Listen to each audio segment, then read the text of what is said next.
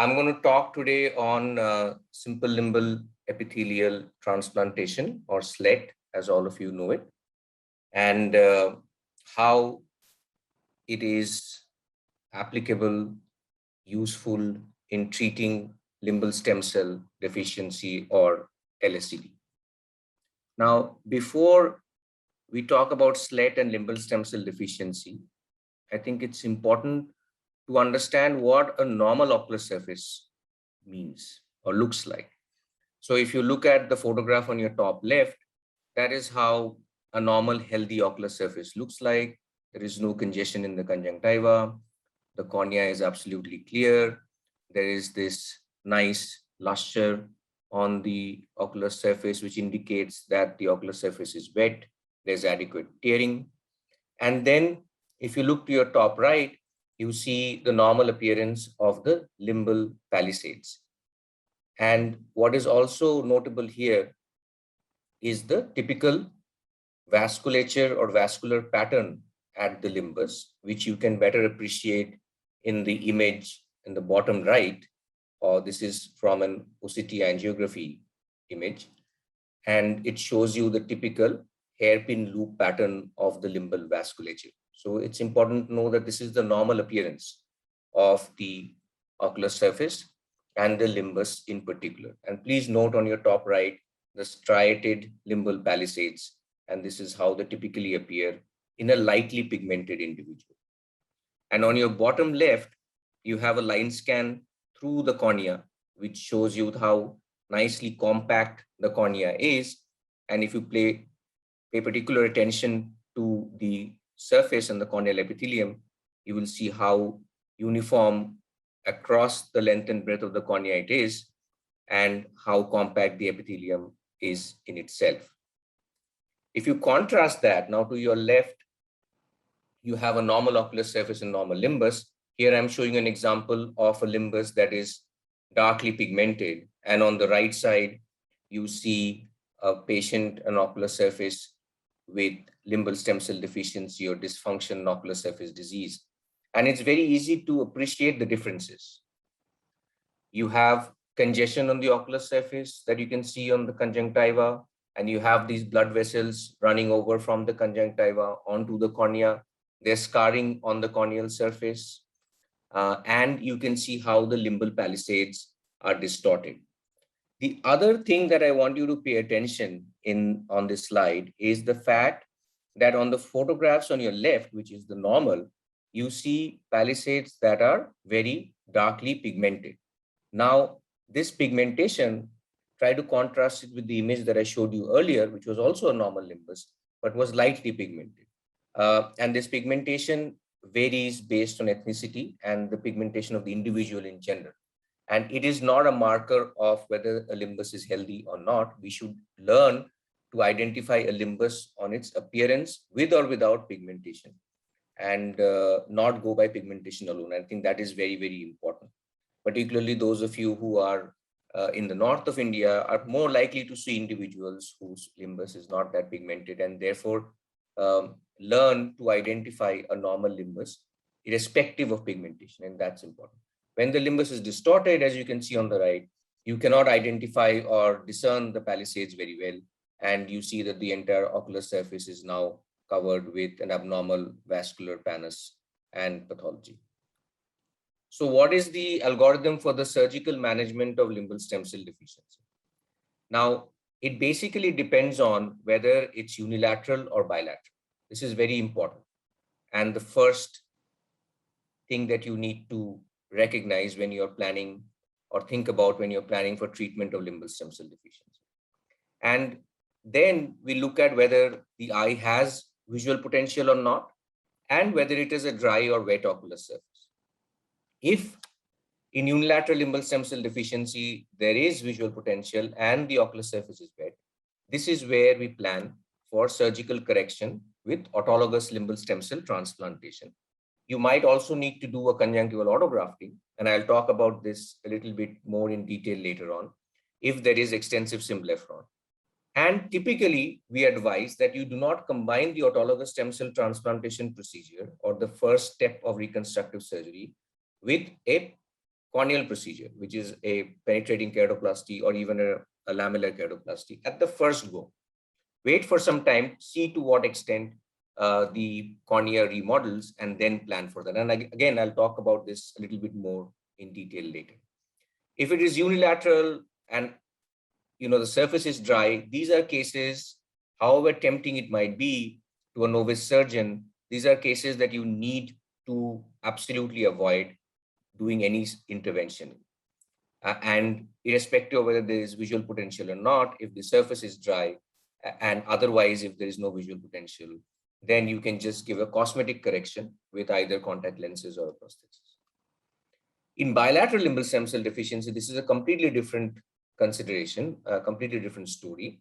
It's much more complicated. Usually the amount of damage is more extensive. There's more intraocular damage as well. And this can be addressed in one of two ways. We can either do an allogeneic limbal stem cell transplantation from a living or a cadaveric donor. Usually it requires a corneal transplantation at the same sitting because the corneal stroma is also badly damaged. There might even be an adenoleukoma or a disorganized anterior segment. And it also requires systemic immunosuppression, unlike autologous. Typically nowadays, in these cases, we address this pathology by using a Boston type 1 keratoprosthesis, which is a much more straightforward and easier way of addressing this than going through the more complicated route of allogeneic limbal stem cell transplant, keratoplasty, and immunosuppression together. Now, if the eye is dry in bilateral LSCD, but there is visual potential, then we need to do a more complicated type of keratoprosthesis known as a type 2 keratoprosthesis. And again, if there is no visual potential, we again don't plan any surgical intervention. We simply go with cosmetic correction.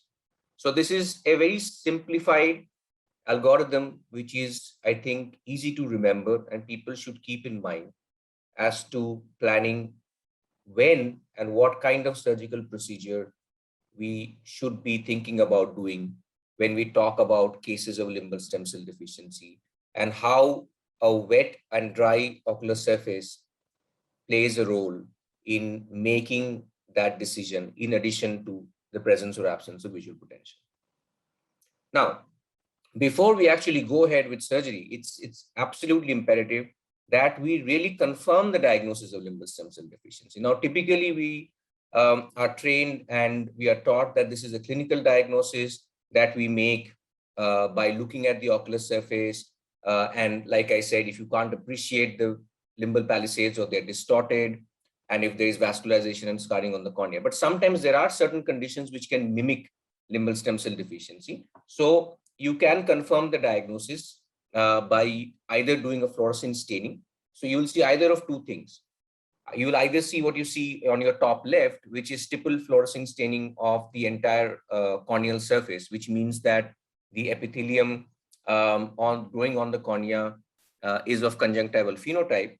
Or you can confirm this by using more objective imaging methods, like on your top right, you have in vivo confocal microscopy, or on your bottom right, you have impression cytology combined with immunohistochemistry, which is basically a pathological examination from a biopsy, which you take from an impression cytology. You can also use the OCT. In the middle bottom, you have the OCT angiography, which shows a completely distorted vascular pattern at the limbus, sharply contrasted with what I showed you earlier with the nice, discrete hairpin loops of the normal limbal vasculature. And on your bottom left, you have the line scan, which again, if you contrast it with the image that I showed you initially, here you see a much more thickened, highly reflective corneal epithelium as compared to the nice, compact, transparent epithelium that we saw earlier. And this also is an indicator of limbal stem cell deficiency. It is important to confirm the diagnosis objectively by using either of these methods that I mentioned before, because you do not want to miss the diagnosis of limbal stem cell deficiency and do a corneal transplant and then land up with a non-healing ocular surface and eventual graft failure. And neither do you unnecessarily want to do limbal transplantation in cases where there is corneal vascularization and scarring, but there is no limbal dysfunction to start with. So for both, these instances that you want to avoid, it is important to confirm the diagnosis of limbal stem cell deficiency. We particularly like the OCT, the high resolution anti-segment OCT, and for a variety of reasons. One basically is that most corneal surgeons nowadays will have a OCT in their practice, and it's an extremely useful device for a variety of purposes, especially lamellar surgery, but also for the diagnosis of limbal stem cell deficiency. The point I want to make here is that you don't necessarily need the angiography module, but even if you use a line scan, like I alluded to earlier, and as you can see in the photograph on the top right, unlike the normal epithelial reflectivity and stromal reflectivity, which are very similar, and you can see the compact structure of the cornea on the top image. In limbal stem cell deficiency, you have an epithelium which is highly reflective. And because the epithelium is reflecting so much light, usually the stroma appears to be of low reflectivity. So this is what we call the high epithelial to stromal reflectivity ratio. Whereas this is reversed when you have other etiologies that mimic limbal stem cell deficiency. For example, corneas which have been suffering from chronic inflammation, let's say recurrent herpetic keratitis, or those patients who have had episodes of corneal inflammation before, where the epithelium is low reflective, but the stroma is highly reflective because of the inflammation and the vascularization or lipid keratopathy and so on and so forth in the stroma, which is typically a low epithelial to stromal reflective, which is exactly the reverse of what you see in limbal stem cell deficiency. So even if you have a traditional normal anti-segment OCT in your practice, it's very easy to objectively confirm the diagnosis by just using a line scan. Now, once you have confirmed the diagnosis, and in the algorithm that we described initially, it fits, and you have now a case where just going by the algorithm and the confirmation of the diagnosis, you could be treating this person with limbal stem cell transplantation. The question obviously is, which technique of limbal stem cell transplantation are you going to use? Essentially, there are three. You can cultivated limbal epithelial transplantation, where you grow the cells out as a sheet in a lab and then transplant the entire epithelial sheet.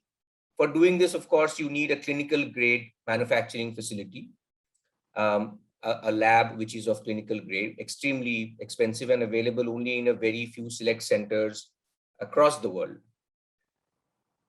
Or you could do the traditional technique of conjunctival limbal or keratolimbal grafting, where you take large lenticules of the limbus and the adjoining conjunctiva and cornea, usually about 3 to 6 clock hours, and transplant it on the affected eye. Or you can use the simple limbal epithelial transplantation technique. Today, I'm going to be talking mostly about SLET and how it contrasts with the other techniques and why it is so advantageous. Of course, everybody knows the SLET is most recent in this lineage of techniques of limbal stem cell therapy. And it has, over the last few years, also become the most popular. And there is good reason why, and that is basically what I'm going to talk to you today about.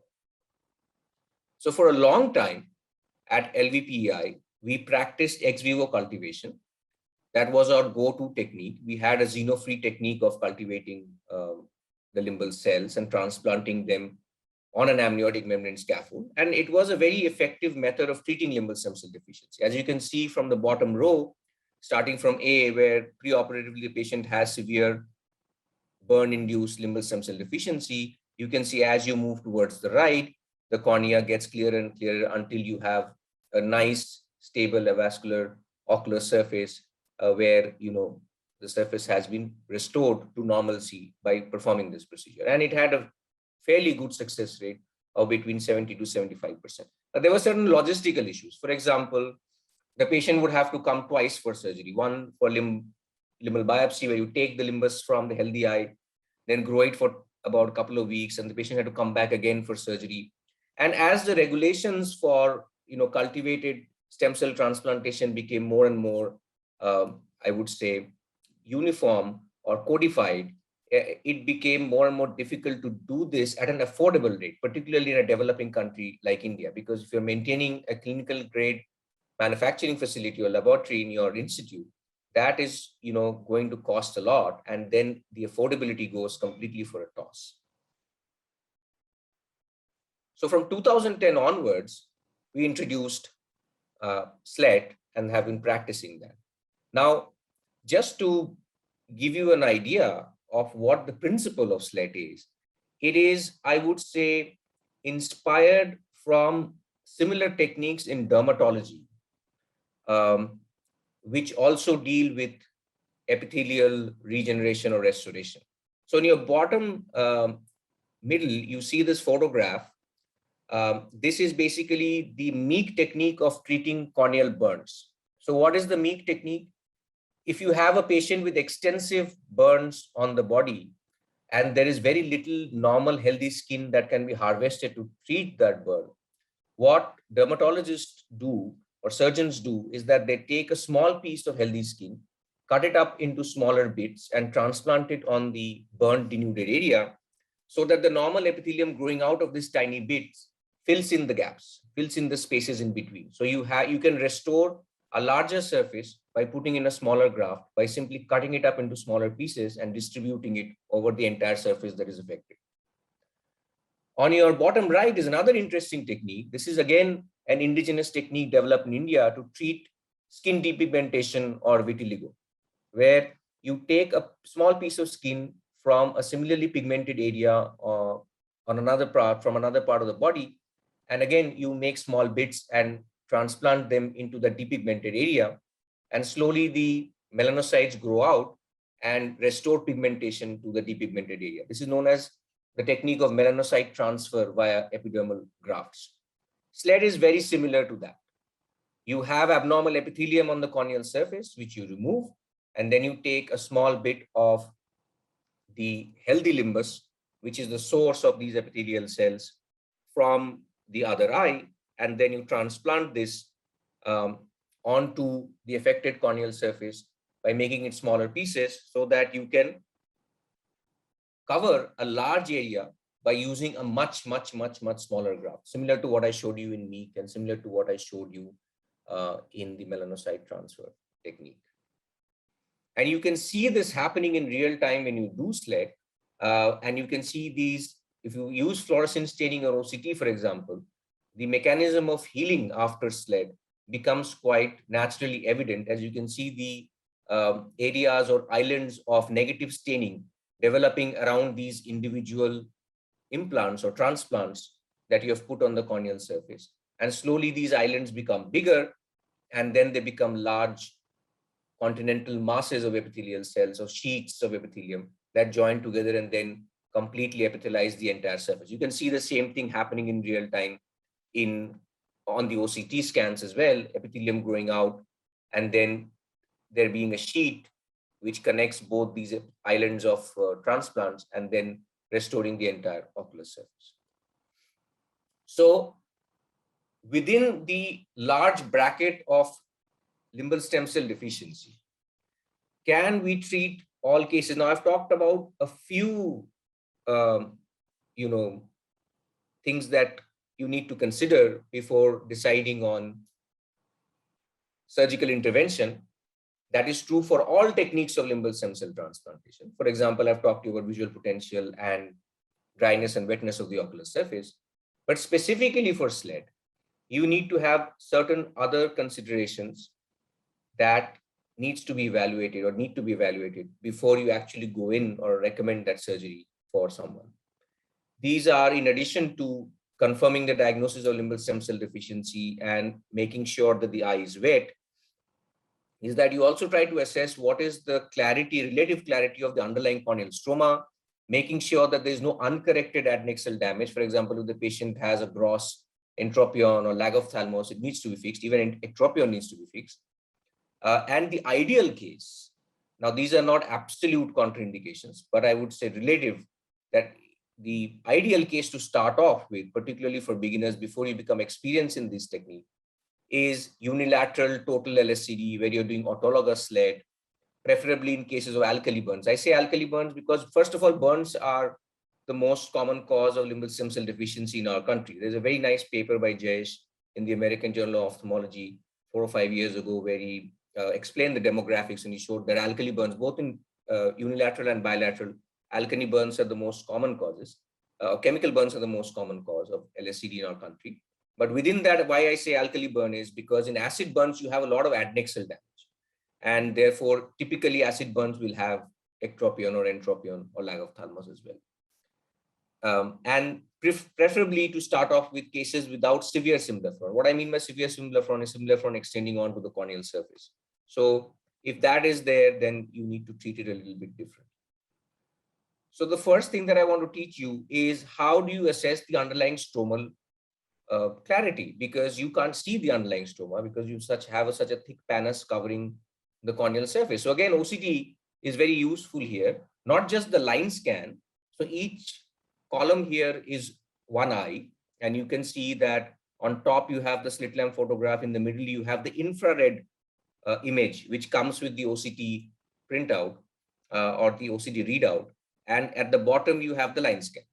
So on your left, AEI, this is the first case. Here you can see that this is also looks like an opaque cornea, but on the infrared photograph, you can make out the pupillary details, which means that the underlying stroma is relatively clear. But on the line scan, it tells you it is clear because it is extremely thin. So that's also an important piece of information that you want to take with you, because you know that this case, the stroma is thin, so you have to be careful during dissection. The second one, which is BFJ, you see opaque stroma, but on infrared, you see an opaque cornea, but on infrared, you can make out pupillary details pretty well, which means that the underlying stroma is again relatively clear. And on the line scan, you can see that the stroma is relatively thick. It's not extremely thinned out. So it means that this is a very good prognosis for SLED. And on the last two cases on your right, you can see that on the infrared, you cannot make out the pupillary details. And on the line scan, you see that the cornea is either extremely thickened, there might be endothelial damage, or there's a disorganized anterior segment. So what is to your right are cases where you don't want to do SLED because you know that the cornea is damaged. So these are cases in which a corneal transplant will be needed if at all there is visual prognosis. Cases on your left are where you would attempt SLED. So for all the indications, these are all cases of limbal stem cell deficiency that I'm showing here. But in the top row are the cases where you will do SLED, where again, it is total limbal stem cell deficiency. But what you can make out very clearly is that the ocular surface is wet, the lids are otherwise normal, the symblepharon is not too severe. Whereas in the cases in the bottom, you can see that there's adenoglaucoma, there's a disorganized anterior segment, severe dry eye, and so on and so forth. So the bottom row, definitely no SLED. If there is visual potential, then these cases need to be handled by somebody who has a lot of experience in keratoprosthesis. But on top cases, fantastic ideal cases for doing SLED. The other thing that I also want to mention here is if you look at the second row, the top row is the same that I showed you before. The second row is where there is extensive symblepharon. So these are cases you want to take up when you get more experience, because they will also need an additional conjunctival autograph to address the symblepharon. Now you can say here, why doesn't SLED take care of the symblepharon? Isn't that also not a sign of limbal stem cell deficiency? Well, SLED takes care of the corneal epithelium, which it is supposed to regenerate. It has very minimal impact on the conjunctiva. So a conjunctival deficiency that is so severe that the lid is stuck to the cornea will not get corrected by just doing a SLED. You have to address the conjunctival problem as well. Whereas on the flip side, if you look at the third row from the top, these are cases of pseudopterygium where there is some intact limbus, but you have a partial LSCD kind of picture. Many of these cases are very well managed by just doing a conjunctival autograph. Additional limbal stem cell transplant is usually not required in these cases. Whereas at the bottom panel, or the bottom row, is what I already showed you in the previous slide. These are cases you will not do SLED in because of dry eyes, entropion, disorganized anterior segment, thinning, and so on and so forth. Or for that matter, any other kind of limbal stem cell transplantation. So the surgical technique, as the name suggests, is fairly simple. First of all, you mark the area of the conch adjacent to the limbus you're going to take, make a small bleb, and then dissect the conch, just take as little tenons, and in that plane, you go ahead till you reach the limbus. And we usually use a number 15 blade to dissect at the limbus, taking a very small, thin sliver of stroma along with the epithelium. And once we have done this and exposed the limbus, we remove the conjunctival part and usually discard it if you're not doing a conjunctival autograft. And we are only interested in the limbal part, which is going to be our donor tissue. Then we move to the affected eye, where we first start off by doing a 360-degree peritomy. And then after releasing the pannus from the rest of the conch, we dissect it out with a combination of sharp and blunt dissection. Again, in certain cases, it's very easy to peel off this pannus. In certain cases, it's difficult to peel off this pannus, and you need to be careful in the areas that are thinning. Once this has been done and you've removed the fibrotic tissue, we place an amniotic membrane. This amniotic membrane has to be a fresh frozen membrane. It cannot be a lyophilized or a freeze-dried membrane, because they do not work well with SLED. So this is a fresh frozen membrane that you then stick to the ocular surface, nicely trim it. And once that has been done, then you take the limbal piece, cut it up into smaller pieces with either a Westcott and Barnes scissor. And then we usually place them in a circular fashion, epithelium side up, in the mid periphery of the cornea, and then glue it in place. Again, we are using fibrin glue. First, we use the thicker fibrinogen component, put 1 drop on each transplant, and then a little bit in the center, and spread this thick part of the glue nicely uniformly over the cornea. And then we put 1 drop of the thin component, which is the thrombin, on each of them. Wait for the glue to dry, and at the end, we put a bandage contact lens. The post-operative care is fairly simple. You use an antibiotic for a week and take the bandage contact lens off. And then you give them tapering doses of topical steroids, similar to what you do in cataract surgery, 6, 5, 4, 3, 2, 1, or something like that. Remember to give it in both eyes, because the biopsy guide has already also been touched. The typical clinical course is like this. On top, you have pre-op 1 week, 1 month, and 1 year. And you can see how the cornea clears over time, and then the clarity is maintained for the long term. In the bottom row, you have pre-op 1 day, where you can see the fibrin glue still there on the ocular surface. This usually clears in 3 to 4 days. At 1 month, where you can still see some amount of hemorrhage from the the reactionary bleeding from the conjunctival vessels that were cut. That blood stain might take a few weeks to go, and then eventually at 1 year. And this is the typical predictable course of SLED and outcomes. Now, the clinical outcomes have been described in great detail in multiple publications since the original description of the technique, and in many large series, also in multicentric series. And what is very, very satisfying and reassuring is that the success rates that have been shown, both in terms of anatomical and functional, these are very, very consistent across the different series. So you'll always see that this band is somewhere between 75 to 80%. Now, if you follow all the things that I said before about how to choose a perfect case, and if you understand that well, then your success rate will be in the higher 90s. You will hardly have a case where something will go wrong. Just to give you a couple of case studies as I wrap up, this is a case that I operated in July of 2011, when Jayesh was actually doing his fellowship with us, and he assisted me in this surgery. And I still have the notes from this case in Jayesh's winding handwriting, which says that the patient had quite severe scarring that we noted at the time of surgery. And as you can see from this photograph, that's self-evident. And the patient did recover quite nicely at 6 weeks from going from light perception to 2400. But what is interesting in this case is that the corneal clarity and the unaided vision kept improving over time. So it was 2125 in about a year later, then 2080, and 2060, and finally stabilized around 2040, around 6 to 7 years after the initial procedure. What this shows, and this is why I was telling you initially that you should not be very impatient about addressing the corneal opacification in SLED, is because SLED does not only improve the epithelial surface, but also has an impressive effect on the stromal wound healing and modulation. And this happens very slowly over time. So if you give these cases time, you'll find that many of these cases can just, they recover enough cosmesis and unaided vision for them to, there's nothing else that needs to be done in these cases. And sometimes if you just give them rigid gas permeable contact lenses, they get great vision.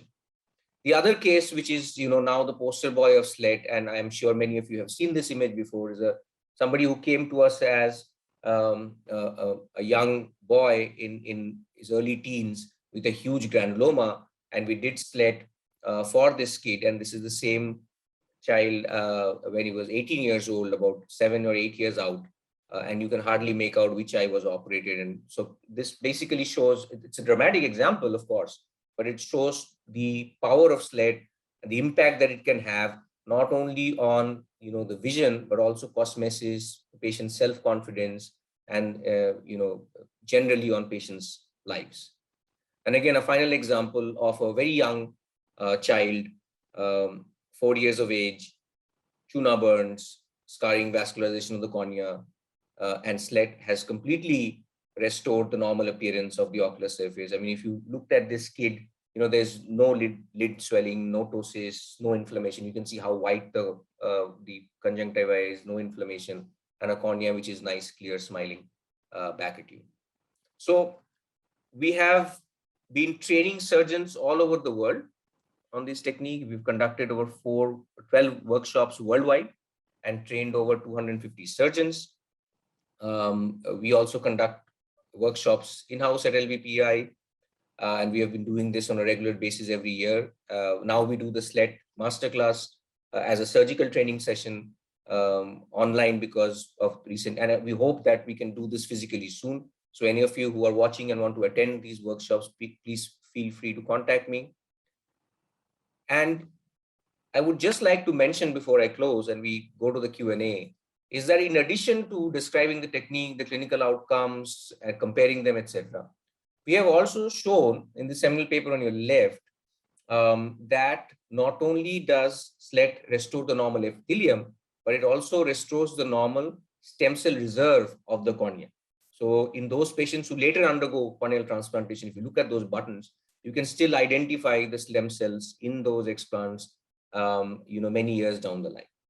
And again, on your right, this is a systematic review that Swapna Shanbag did along with Dr. Chodosh in Boston, where they compared all the different techniques which we talked about in the beginning. And what this clearly shows is that in the treatment of limbal stem cell deficiency, both in terms of anatomical success, which is restoring a normal corneal surface, and functional success, which is restoring or improving vision, SLED scores much better than the ex vivo cultivated, much more expensive and sophisticated ex vivo cultivated technique of limbal stem cell transplantation, and is as good as conjunctival limbal autografting.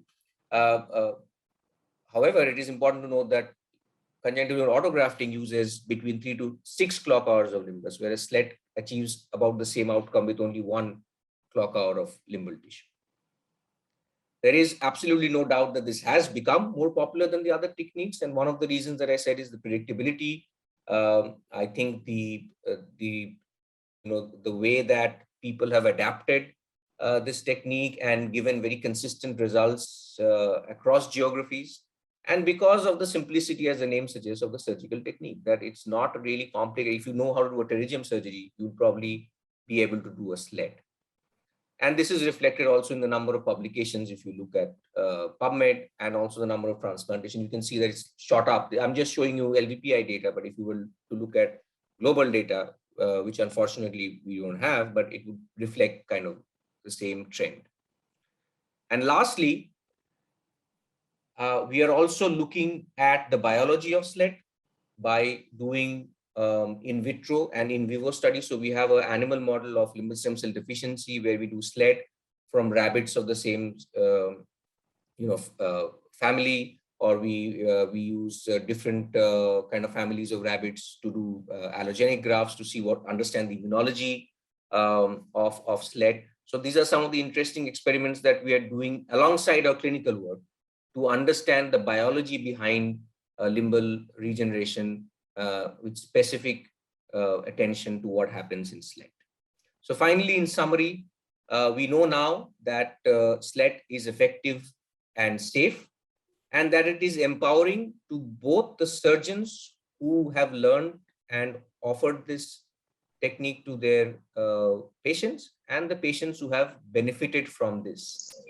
And because it is accessible and affordable, and also an open platform for delivery where modifications can be done. Many individuals have modified the original technique and use it in the treatment of pterygium, use it in the prevention of limbal stem cell deficiency after excision of ocular surface tumors, and so on and so forth.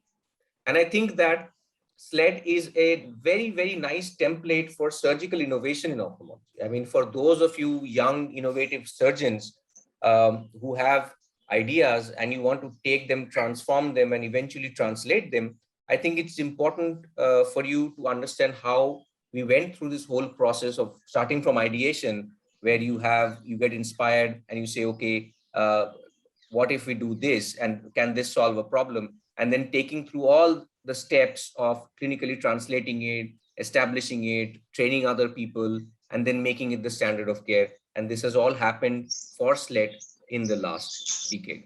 So again, thank you so much for inviting me to give this talk. I am greatly honored. Thank you, AIOS, Dr. Namrata Sharma, Dr. Rajesh Sinha, for the opportunity.